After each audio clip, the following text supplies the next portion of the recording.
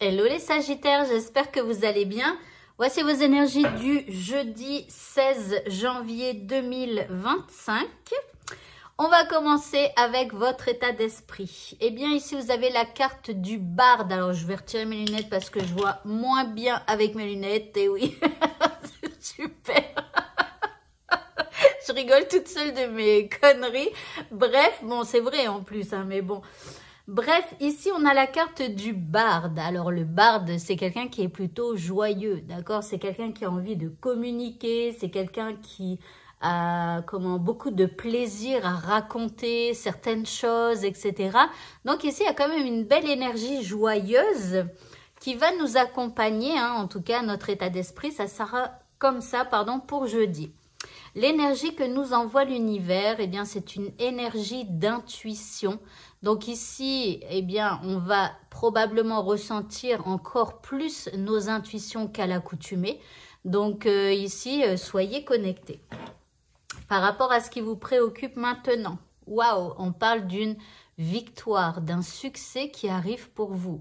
Alors ici, bon, il y a une petite victoire, vous n'avez peut-être pas encore gagné la guerre, mais il y a quelque chose plutôt de satisfaisant qui arrive pour vous. En deuxième carte, vous avez la carte de la puissance. Alors ça y est, transformation, ça va vous redonner, eh bien, alors peut-être pas de l'espoir, mais en tout cas de la force, d'accord, de la puissance, parce qu'il y a cette petite victoire-là. L'indice, on a le guérisseur mystique. On vous dit que l'énergie thérapeutique transite à travers vous. Donc ici, j'ai comme l'impression que le fait d'avoir cette petite victoire, le fait de vous sentir donc du coup plus fort par rapport à ce qui vous arrive, eh bien ça va vous permettre eh bien d'avoir une meilleure énergie et peut-être même donc de guérir de quelque chose. Ici, c'est l'énergie thérapeutique, guérisseur mystique. Donc là, il y a peut-être peut-être aussi, si c'était difficile, de guérir de ce truc difficile. Et du coup, ça va mieux, quoi. Au niveau sentimental, nous avons la carte des oiseaux qui parle aussi de joie avec cette carte, de piaillement. Vous voyez les petits oiseaux au printemps, là, comme sur cette carte. Pia, pia, pia, pia, pia, pia, pia, pia, pia. Donc ici, ça discute, ça rigole, peut-être ça se chamaille un petit peu, vous voyez. Mais en tout cas, il y a beaucoup de... Il y a un grand flot de paroles, voilà, et puis on est plutôt joyeux. En deuxième carte, ici, on a la carte de la lettre. Alors, avec cette carte, on voit que là, c'est plutôt une communication futile, légère, alors que là, c'est une communication beaucoup plus posée, beaucoup plus sérieuse, je dirais. Alors, c'est comme si il y a des discussions un peu amusantes qui pourraient déboucher sur une communication beaucoup plus sérieuse. Ok. Pour les célibataires, on croit, on y croit, on y croit. Ok. En indice, nous avons Cupidon dans la place. Donc, Cupidon est là. Vous voyez, il transperce votre cœur d'une belle flèche. Donc, ici, il pourrait y avoir un coup de foudre.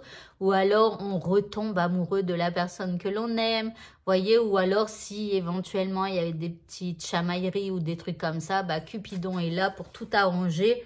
Alors, tant mieux. Allez, au niveau professionnel, ici, nous avons un roi de Pentacle. Alors, c'est vous, ce roi de Pentacle. Ici, le roi de Pentacle, c'est quelqu'un qui pense à son avenir. C'est quelqu'un qui construit sa vie professionnelle avec sérieux, avec droiture pour pouvoir arriver à la fin de sa vie, eh bien, avoir le fruit de tous ses efforts. Donc là, vous allez être dans cette perspective. En deuxième carte, ici, nous avons le cavalier de coupe. Et c'est comme si ici, vous vous dites que vous... Pardon, toujours un petit reste.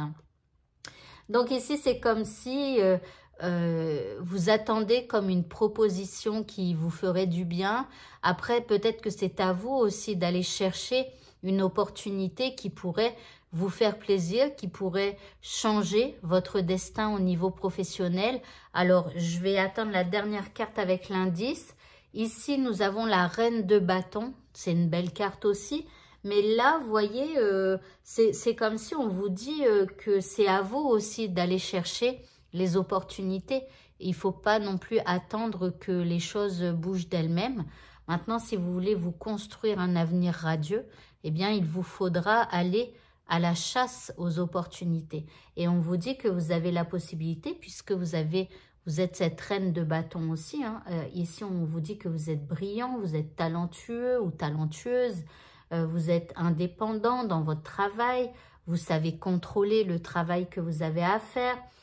Ici, il n'y a rien que vous ne puissiez faire, que vous ne puissiez pas faire, pardon.